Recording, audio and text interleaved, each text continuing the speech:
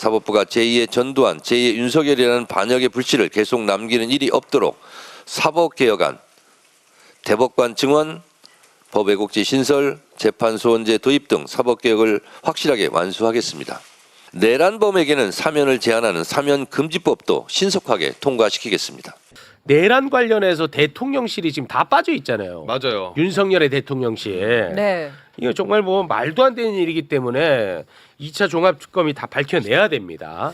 근데 우리가 윤석열 탄핵 국면에서 한덕수 권한대행 그리고 최상목 권한대행이 국회에서 선출한 헌법재판관 임명하지 않아가지고 우리가 얼마나 마음을 졸였습니까? 기억하시죠? 예. 네. 그것만 생각하면 진짜 화가 나는데 그런데 윤석열 탄핵을 막기 위해서 당시 대통령실이 움직였을 가능성이 매우 높습니다. 이번에 처음으로 당시 3월 28일 대통령실이 작성한 문건이 이번에 공개가 됐는데요. 소개 부탁드립니다. 그때 대통령실 실무자들이 전국 참고 자료라고 해서 이렇게 만든 건데요. 내용 뭐냐? 민주당 예상 시나리오라고 적어놓고 민주당의 궁극적 목적은 마은혁 임명 그리고 문영배, 이미선 헌법재판관 임기 연장을 통한 대통령 탄핵 인용이다.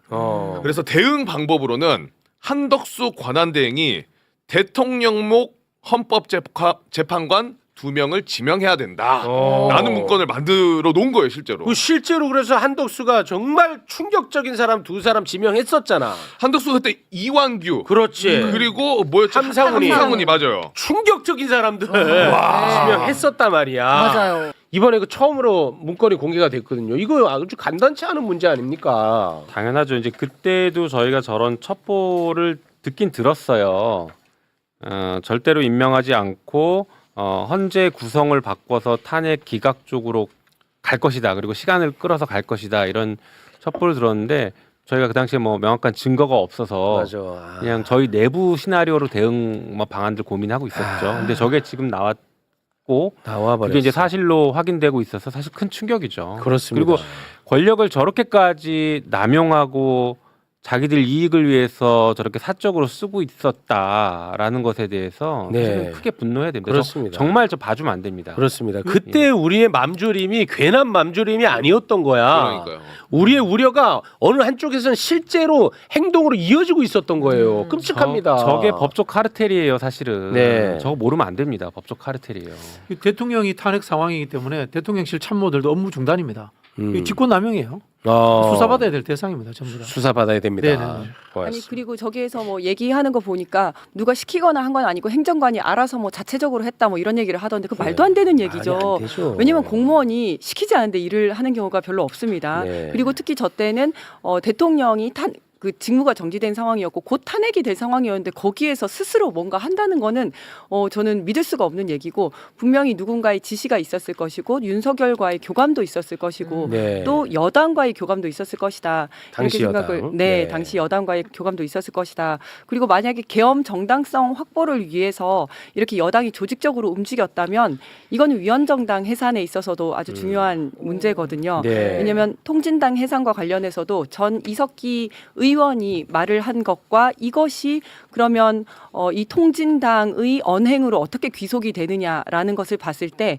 전 이석기 의원이 한 얘기를 그 이후에 당에서 이거를 옹호하고 또 확대하고 강화하고 한다면 이거는 이석기 의원만의 문제가 아니라 전 당의 문제다라고 이제 헌법재판소에서 그 결론을 내린 거거든요. 마찬가지로 윤석열만 위헌을 한 것이 아니라 이 위헌적 행동을 정당에서 조직적으로 옹호를 했다며 그거는 결국 이 정당도 위헌적인 행동을 한 거기 때문에 네. 위헌정당 해산과도 이어지는 내용이다라고 네. 봐야 됩니다. 제가 계속 이야기 말씀드리는데요. 노상원이 그 쿠데타의 총괄 기획자라는 것은 그 진짜 지나가는 개가 웃을 일이에요.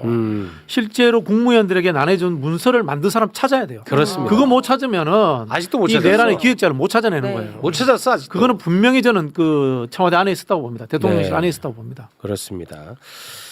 자, 2차 특검이 꼭 밝혀주길 바라겠습니다. 네. 네. 자, 그러면 아주 예민한 이슈 검찰 개혁에 대한 이야기를 지금부터 나눠보도록 하겠습니다. 중수청법, 공소청법의 정부 입법안을 두고 비판의 목소리가 지금 커지고 있는 상황입니다.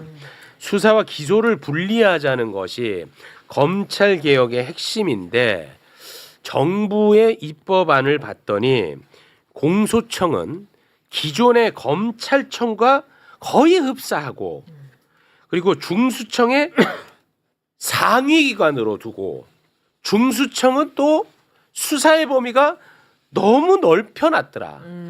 이런 이제 문제 제기의 목소리가 있는 겁니다. 관련해서 민주당원 단체 기자회견이 있었는데요. 그 장면을 짧게 영상으로 보고 오겠습니다.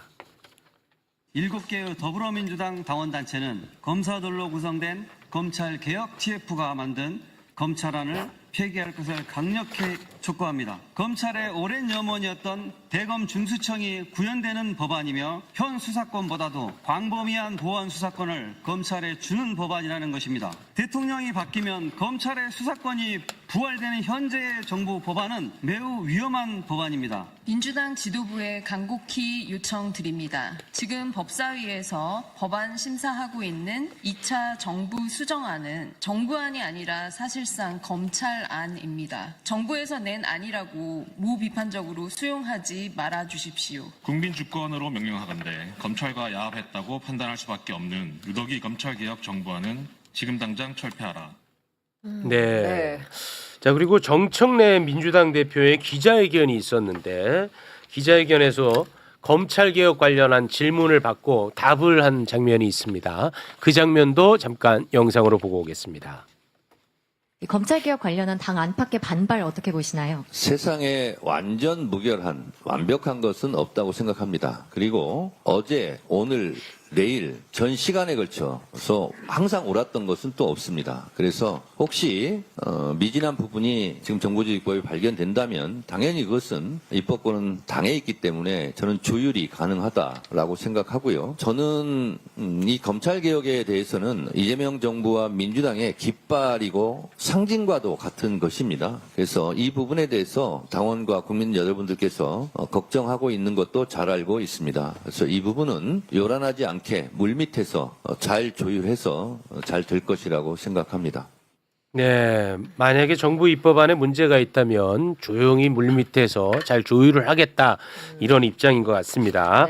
이런 와중에 이재명 대통령이 SNS에 검찰 개혁에 대한 생각을 남겼는데요. 이게 굉장히 길어요. 네. 그래서 일부만 좀 추려봤거든요. 그것도 좀 길긴 길어요. 합니다만 이거는 좀 다 소개해 주시기 바랍니다. 개혁은 외과 시술적 교정이 유용할 때가 많습니다. 공직사회에 문제가 많다지만 구성원 모두의 문제는 아닙니다. 시민운동 과정에서 부동산 비리 기득권과 부딪히면서 시작된 부패 검찰의 수사, 기소권 남용으로 오랫동안 기소와 구속영장 청구가 반복되었지만 양심적 법관들의 정의로운 판결 덕에 제가 지금껏 살아남아 대통령 직무까지 수행하고 있습니다. 사법부정은 법원 전체가 아니라 일부의 문제임을 알 수 있습니다. 문제 해결을 위해서는 원인을 정확히 파악하고 옥석을 분명히 가려야 합니다. 문제를 제거하고 문제 인사에게 엄정한 책임을 묻되 무관한 다수 구성원들이 의혹을 잃거나 상처 입게 하는 것은 최소화해야 합니다. 필요한 개혁을 하더라도 전체를 싸잡아 비난하며 모두를 개혁 대상으로 몰아 빈대 잡자고 초가삼간 태우는 결과가 되지 않게 조심해야 합니다. 검찰 개혁이든 노동 경제 개혁이든 언론 개혁이든 법원 개혁이든 그 무슨 개혁이든 그래야 한다는 게 제 생각입니다. 아무리 어려운 개혁이라도 결코 포기하지 않되 개혁으로 인한 상처와 갈등을 최소화하기 위해서는 조심 또 조심해야겠죠. 국민통합과 개혁이라는 양립하기 어려운 두 과제를 모두 원만하게 이행하기 위한 제 나름 고심의 결과임을 이해해 주시기 바랍니다. 개혁은 혁명보다 어렵다고 합니다. 지난하고 번거롭고 복잡하다고 혁명을 할 수는 없습니다. 더디고 힘들더라도 시간이 걸리고 조금 맞득지 않더라도 서로 믿고 격려하며 든든하게 함께 가주시면 고맙겠습니다. 네. 또 다시 한번 곱씹어서 읽어봤는데 대통령의 무거운 자리에서 어떤 고심의 흔적이지 않을까. 뭐 개인적으로 뭐 잘 지금 정리는 안 되는데 나름 그렇게 지금 정리를 하고 있습니다. 네. 저는. 네. 파렴치한 종북 반국가 세력들을 일거에 척결하고 자유 헌정 질서를 지키기 위해 비상계엄을 선포합니다.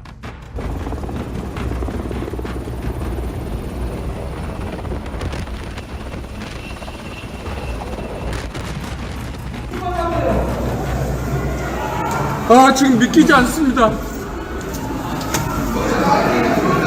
뭐야?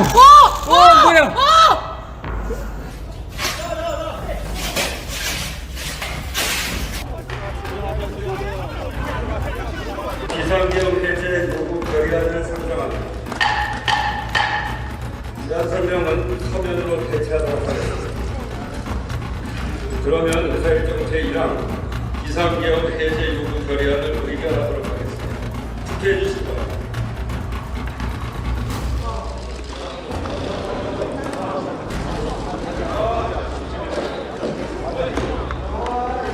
투표를 다 하셨습니까? 네. 그러면 투표를 마치겠습니다.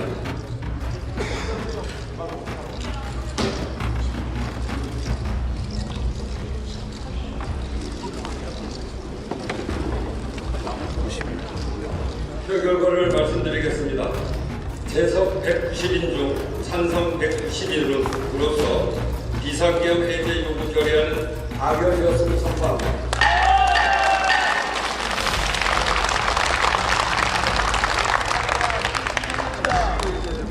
조금 전 국회의 계엄 해제 요구가 있어 계엄 사무에 투입된 군을 철수시켰습니다. 바로 국무회의를 통해 국회의 요구를 수용하여 계엄을 해제할 것입니다. 대통령 윤석열 탄핵 소추안은 총 투표수 300표 중 가 204표, 부 85표, 기권 3표, 무효 8표로서 가결되었음을 선포합니다.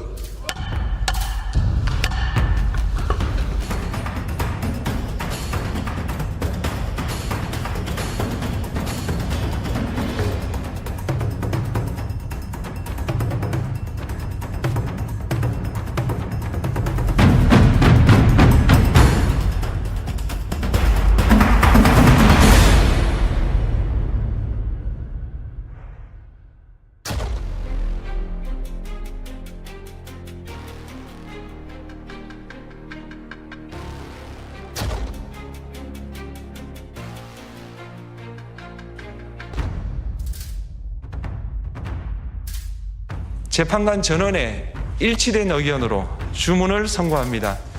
주문, 피청구인 대통령 윤석열을 파면한다.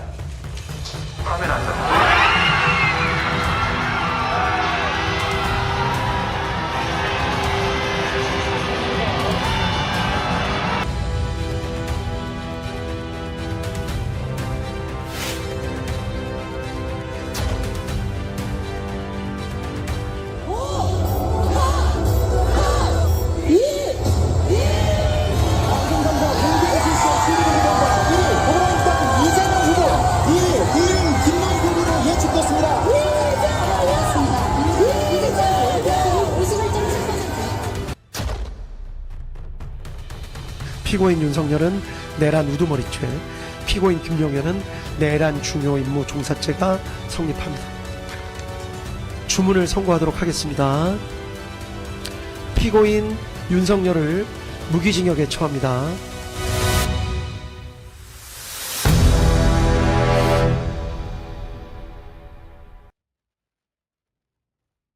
전 국민이 숨 죽여 지켜봤던 그날의 총구, 단순히 한 사람의 돌발 행동이었을까요? 심판은 끝났고 세상은 바뀌었습니다. 하지만 우리가 몰랐던 진짜 설계도가 최근 발견됐습니다. 공개된 문건의 내용은 충격적입니다. 탄핵을 막기 위해 헌법재판관 인사에 직접 개입하려 했던 정황, 총칼보다 무서운 법의 기술로 민주주의를 질식시키려 했던 치밀한 시나리오였습니다. 단죄는 끝났지만 시스템의 구멍은 여전합니다. 권력이 사법을 사유화할 때 벌어지는 비극, 우리가 검찰 개혁을 결코 멈출 수 없는 이유입니다. 이 영상을 많은 사람들에게 알려주세요.